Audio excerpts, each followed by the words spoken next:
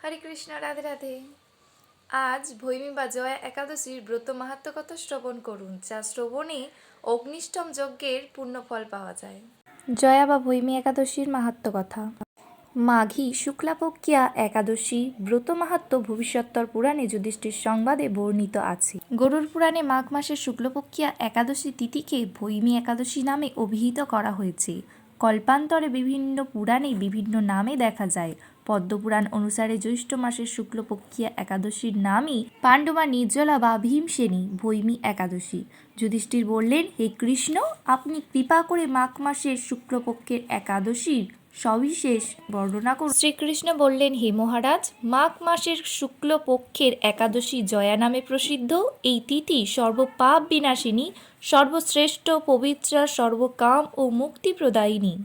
এই ব্রতের ফলে মানুষ কখনো প্রেতত্ব প্রাপ্তি হয় না। এই একাদশীর নিম্নরূপ উপাখ্যান শোনা যায়।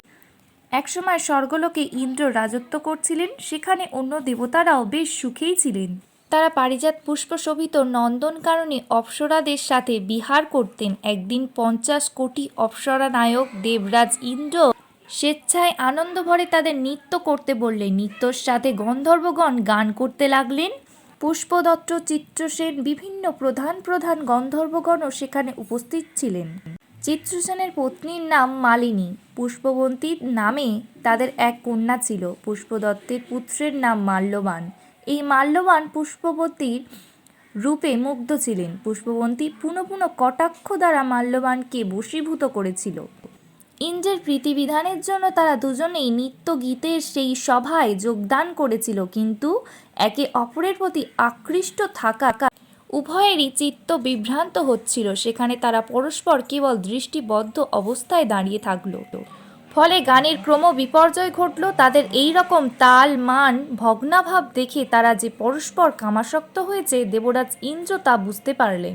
তখন ক্রোধ ভরে তিনি তাদের অভিশাপ দিলেন, রে মূঢ়, তোমরা আমার আজ্ঞা লঙ্ঘন করেছ, তোমাদের ধিক, এখনই তোমরা পিশাচযোনি লাভ করে মর্ত্যলোকের নিজ দুষ্কর্মের ফল ভোগ করো। ইন্দ্রের অভিশাপে তারা দুজন দুঃখিত মনে হিমালয় পর্বতে বিচরণ করছিল। পিশাচত্ব প্রাপ্ত হওয়ার পর তারা অত্যন্ত দুঃখ ভোগ করতে লাগলো।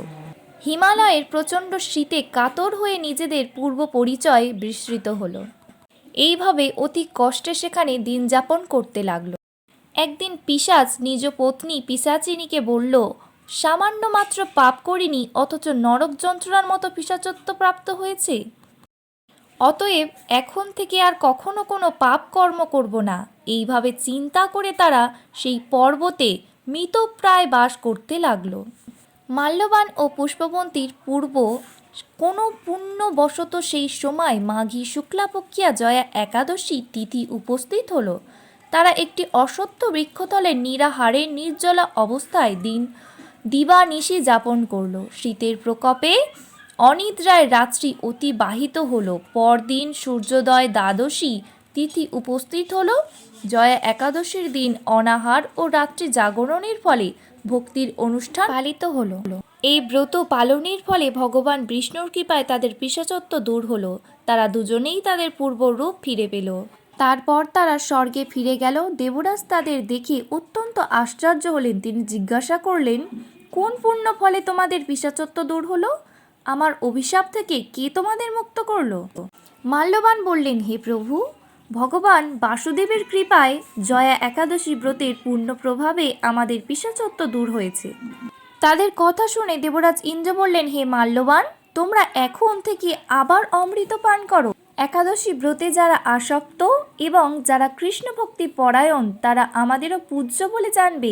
এই দেবলোকে তুমি পুষ্পবন্তীর সাথে সুখে বাস করো। হে মহারাজ, এই জয়া ব্রত ব্রহ্ম হত্যাজনিত পাপকেও বিনাশ করে। এই ব্রত পালনের সমস্ত প্রকার দানের ফল লাভ হয় এবং সকল যজ্ঞ ও তীর্থের পুণ্য ফল এই একাদশীর প্রভাবে আপনা হইতেই লাভ হয়। অবশেষে মহা আনন্দে অন্তকালে বৈকুণ্ঠ বাস হয়। এই জয়া একাদশীর ব্রত কথা পাঠ ও শ্রবণে অগ্নিষ্টম যজ্ঞের ফল পাওয়া যায়। এমন প্রত্যেকটি একাদশীর মাহাত্ম্য কথা ও ধর্মীয় তথ্য সম্পর্কিত ভিডিও পেতে চ্যানেলটিকে সাবস্ক্রাইব করে রাখুন। হরে কৃষ্ণ, রাধে রাধে, হরি বল।